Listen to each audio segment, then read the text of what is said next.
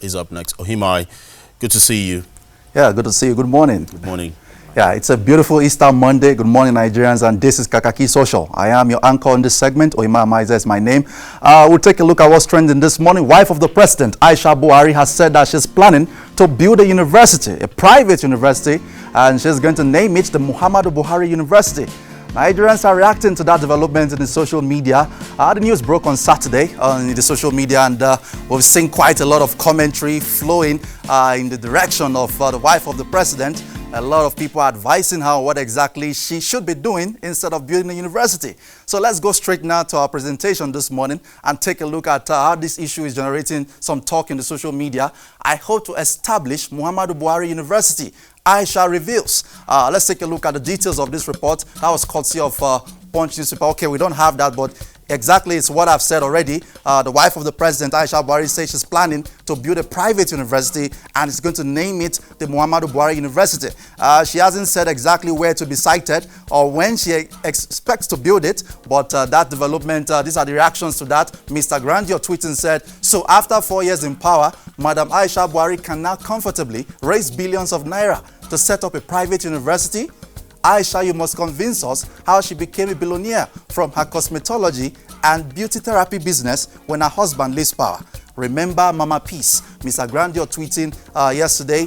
Kareto in a tweet said, Aisha Buhari plans to establish Muhammadu Buhari University. Family whose husband cannot buy 25 million naira presidential nomination form. Kareto tweeting, and from AI Bello, may Allah fulfill your wish, reacting to that report, and got another response very quickly from Ahmed Gerian 01 tweeting said, why will Allah fulfill her wish? Where will the money come from? I thought Atiku committed a crime by establishing a university. Hypocrisy will finish all of you. Ahmed Gerian 01 tweeting, Niger Town Criers in a tweet said, Madam Aisha, please don't put your hand further into our depleted funds. Now, which work do they do and what is your income? And what purpose does the university intend to serve when the existing glorified secondary schools we call universities fall below expected standards? Niger Town Criers tweeting, Lilio in a tweet said, well done, ma'am. May God strengthen you to make this a reality. She hopes to establish schools while the other plans to build prisons. Indeed, opposite attracts. May God have mercy and guide our choices. Lilio tweeting, Victoria Abraham in a tweet said, Aisha, please can you explain with whose money you intend to do this? Have you now become so rich in the last 4 years that you can establish a university for your husband? Get your husband to focus on sorting out the educational system in Nigeria by voting more funds into education. Victoria Abraham tweeting, Peace Adedeji in a tweet said, rest in peace, President Umaru Yar'Adua. He did not establish any university, yet everyone is still praying for him. Peace Adedeji tweeting yesterday. And one of the spokespersons of the PDP Presidential Campaign, Malam Buba Galadima, has said that President Muhammadu Buhari should swear by the Quran that he did not rig the 2019 presidential election. And that issue also generated a firestorm in the social media. Let's take a look at, that was from Vanguard. Vanguard filing that report. I challenge Buhari to swear with Quran and Bible that he did not rig the election. Buba Galadima. Let's take a look at details of that report. Spokesperson of the People's Democratic Party, PDP Presidential Campaign Organization, Buba Galadima, has challenged President Muhammadu Buhari openly to come out and swear with the Holy Quran and Bible that he, Buhari, and members of the All Progressive Congress APC did not rig the February 23rd presidential election. Galadima, who believed that the PDP presidential candidate, Alhaji Atiku Abubakar, won the election, noted that the Independent National Electoral Commission, INEC, colluded with APC to rig the election in favor of Buhari. He also submitted in an interview with The Sun that the president knew he was going to rig the election and remove ex-Chief Justice Walter Onogen and replace him with Tanko Muhammad. That was Buba Galadima quoted as saying that President Muhammadu Buhari should swear with the Quran that he didn't rig the elections. Exploit the man tweeting said, they have been swearing with the Quran and Bible, and believe me, they have acquired the immunity of evading the consequences. If there be any, tell them to swear with their village shrines and see what will happen. Exploit the man tweeting, Don Rexo in a tweet said, he can still swear and nothing will happen. What about the previous oath of office which he swore to? Has he upheld it? Is he following the constitution? Don Rexo tweeting. Festus Keyamo responding to Malam Buba Galadima said, Sir, before the president swears on the Quran, just a quick reminder of the result in your polling unit in Yobe State. APC 750, PDP 2. Therefore, you need to explain your own personal irrelevance in your base in order to have the temerity to call for a swearing ceremony. Festus Keyamo in a tweet, and Senator Shehu Sani joined the conversation too. He tweeted and said, "Nobody in the ruling party can take up Galadima's challenge and swear by the holy book that he never bought votes or rigged the election to win. They are now waiting to take the oath of office, which is not different from taking Quaker oaths." Shehu Sani tweeting, and then we saw some reactions also to Shehu Sani's tweet. But we'll just move on from this very quickly now to the issue of the deposed president of Sudan, Al-Bashir. In the video you're about to watch, a viral video came over the weekend. Let's take a look at the details of that video from Sudan in the news, posting this video. Sudan political alert. Former Sudanese President Al-Bashir is reportedly being investigated for money laundering following a Sudanese military intelligence search of his home and suitcases. After they raided his residence, they found millions of dollars in cash. That video captured that moment. I reposted this video on my handle. Incredible African leaders. Money is found at the residence of the post-president of Sudan, Al-Bashir. $351,000, 6 million euros, which is the equivalent of $6.7 million, 5 million Sudanese pounds, which is the equivalent of $104,837. And but even the BBC, in a slightly different report, this was from Al Jazeera over the weekend, but the BBC in the report has also told us that the money found in the residence of Al-Bashir is actually over $100 million. Let's take a look at this video and how Nigerians are reacting to this.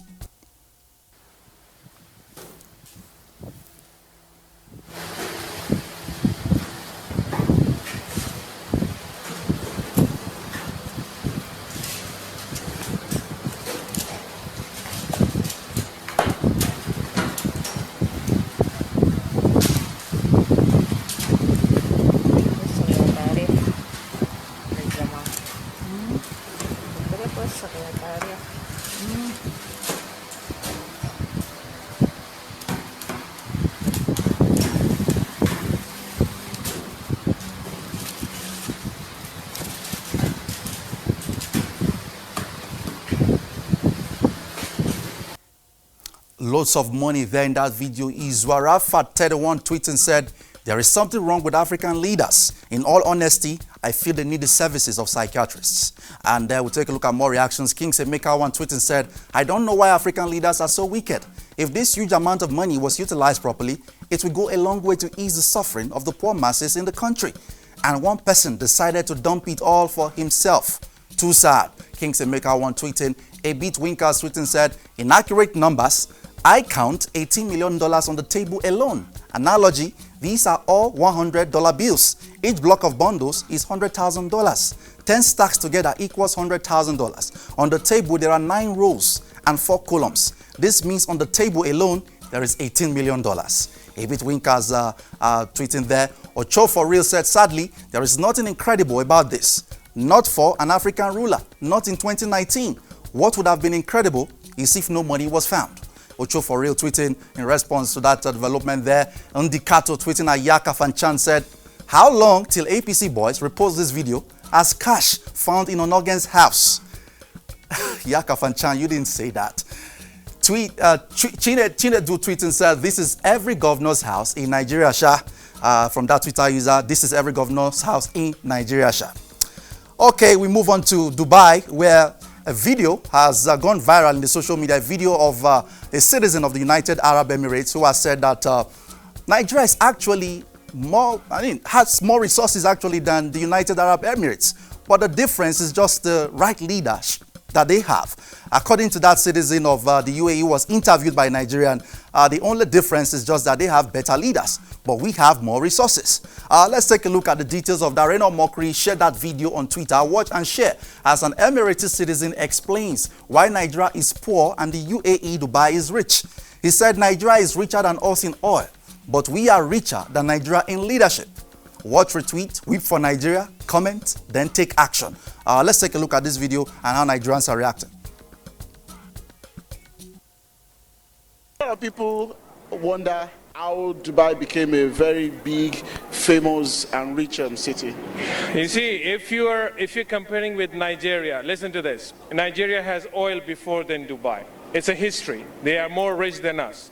They have agriculture, they have mining, they have everything, you name it, they have it. Am I right or wrong? When you have a true leadership, which we have nothing, but we have everything because we have the right leadership. That's the only thing you need, a right leader for your country, not corruption. That's what brings your country at the top. You don't need anything. We want water, we don't have agriculture, we don't have mining. That's quite interesting. And that's Sheikh Mohammed. Number one, he doesn't know number two, he needs only number one. He says, I don't know, there's no number two in my book. Only number one. I hear he doesn't ride in a convoy. Is that true? Okay, that's the Emirati citizens celebrating their leader, Maktoum. Chukwuemeka Eli for posting said, I have always asked, though things are bad right now, what did the PDP do? They had billions of dollars. Did light improve? Education, unko, security, life in general. Sir, I'm an ardent follower of you, but PDP didn't do any better. Replying to Reno Mokri there, Reno Mokri came back and tweeted and said, let me explain something to you. Under the Jonathan administration, Nigeria was the third fastest growing economy in the world. Please Google it. Don't surrender your thinking faculty to propaganda. Don't generalize. I am proud of what the PDP achieved in 16 years. And there are more reactions to Reno Mokri there from Mu Ake, Okunwola Akeju tweeting said, this is where we are going to disagree, given the amount of money or revenue accrued under GEJ government. Whatever achievement you are going to propagate about that government is barefaced propaganda and fraud. Okunwola Akeju taking a difference in opinion there. Taiwo Awodemi tweeting said, there is nothing you can say, Reno, that exonerates GEJ from the guilt of bad leadership. PMB is a consequence of GEJ's maladministration. No one would have even thought of PMB if GEJ had done well. The unitary federalism we practice is also not helping. Taiwo Awodeni tweeting, Augustine Ajo too tweeting said, Buhari is also not a good leader. He is not an alternative for solution to our problems. He has caused more than solved them. Augustine Ajovo reacting to that. And over the weekend, we saw this debate in the social media. Is Beyonce greater than Michael Jackson? Who indeed even came up with this comparison? Let's go on and take a look at the details of this. A Twitter user who goes by the name Max Odogu, tweeting at Maxi Spoke, tweeted something that set the conversation rolling. She said, let me make sure I say this loudly and clearly in case you are still confused. Beyonce Knowles is the greatest entertainer of all time. She is a greater entertainer than Michael Jackson, the Beatles, Elvis, Madonna, Prince, Whitney Houston, you name it. Nobody compares. This immediately set off a firestorm in the social media. Michael Jackson, Beyonce, and all sort of names were trending in the social media, on Twitter particularly. Eddie Young in a tweet said, Beyonce has sold 17.2 million albums in internet age. Michael Jackson sold over 750 million albums. MJ's Thriller alone sold 66 million copies. No one is yet to dethrone King Michael, even in debt. And we saw more reactions on in social media over the weekend. Royalty also tweeting said, no one should compare Beyonce to Michael Jackson. She is inarguably the most accomplished female in the game right now. She is so successful, she needs no validation. However, do not compare her to Michael Jackson.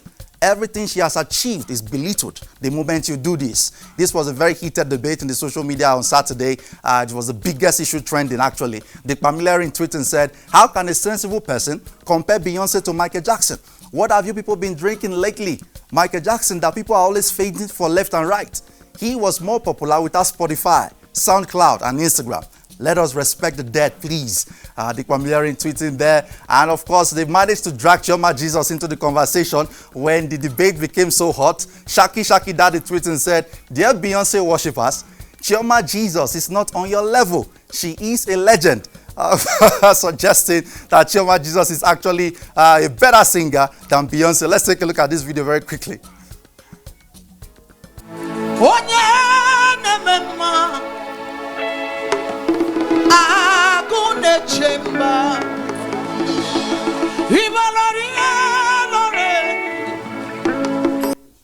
Okay, guys, see what you have caused. You have taken the conversation to a point where Chioma Jesus is being compared with Beyonce. Dr. Joe Abbas tweeting said, 1. Beyonce is better than Michael Jackson. 2. Rocha's statues are better than Michelangelo's. 3. Odion Igalo is better than Maradona. 4. Ikebe Super is better than Things Fall Apart. 5. Mr. Ibu can run faster than Usain Bolt.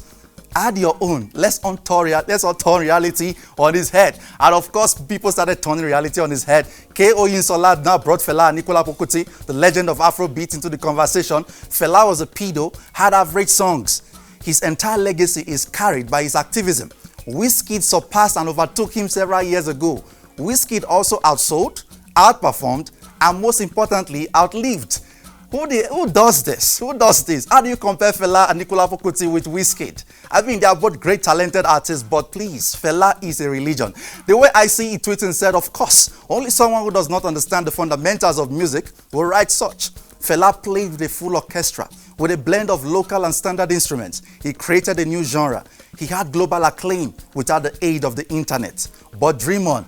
Yes, I guess there's this thing about what we call the internet generation, the Indomie generation, who didn't really understand the greatness of some of these musical legends. They are usually carried away by Lil Wayne, Wizkid, Davido. They didn't see the greatness of Fela, but still bringing it back to the Beyonce and Michael Jackson conversation. Who is it bad shared this video? Beyonce always loved and respected Michael Jackson. She always saw him as a hero and inspiration, saying she wouldn't be where she is if it wasn't for him. She would be disappointed seeing how some of her fans talk about him. Stop comparing them and respect both. Let's take a look at this video very quickly. Okay, that's the queen of pop. Beyonce now is on her knees paying tribute to Michael Jackson, the one and only king of pop. That's the show for this morning. Follow the conversation on Facebook, Twitter, and Instagram at Kakaaki Social. Please subscribe to our YouTube channel, Kakaaki Social. This is where we draw the curtain this morning. Handing over back now to Otibe and Chiko Odinaka. Thank you very much, Ohima. I'm sure that passing shot settles the debate of the weekend. Clearly.